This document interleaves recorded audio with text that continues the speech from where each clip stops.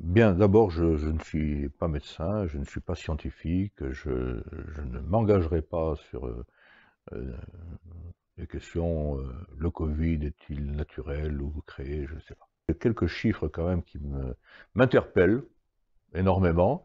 Une mortalité de 10 000 personnes par jour au niveau mondial depuis un an.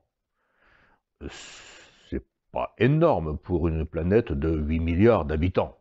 Puis on oublie de dire aussi que chaque jour dans le monde, il meurt 21 000 personnes de la faim. Ça, on n'en parle jamais. Pour un pays, d'un point de vue strictement politique, non pas sentimental, 90 000 morts en un an, c'est pas grand-chose. Pour 70 millions d'habitants.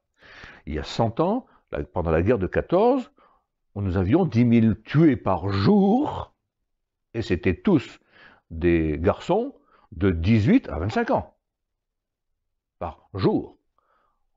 Voilà. Aujourd'hui, on met un pays en dessus-dessous pour 90 000 morts en un an, pour l'immense majorité quand même des personnes âgées. Moi, ça me gêne énormément. Cette affaire a été mal prise en compte. Volontairement, peut-être, ou involontairement. Si c'est volontairement, pardonnez-moi de tomber dans ce que certains appellent le complotisme, mais je remarquerai tout de même que les complots, il y en a eu pendant toute l'humanité. Sinon, eh bien, c'est de l'incompétence. Tout simplement de l'incompétence. Parce que pour de telles, comment dire, une telle létalité, qui encore une fois est faible, 90 000 morts en un an pour la France, est-ce qu'on avait le droit de mettre toute l'économie par terre? Est-ce qu'on avait le droit de mettre tant de gens au chômage? Est-ce qu'on avait le droit de provoquer des suicides en série, en particulier par des chefs d'entreprise en faillite du fait de, non pas du Covid, mais de la gestion du Covid? Est-ce qu'on avait le droit de restreindre, comme on l'a fait, les libertés?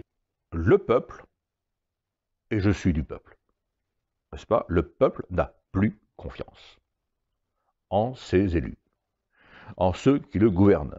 D'autant plus qu'on voit que, d'un côté, on nous incite fortement, violemment, presque à nous faire vacciner, mais de l'autre, il y a des médecins, des infirmiers qui ne veulent pas eux-mêmes se faire vacciner.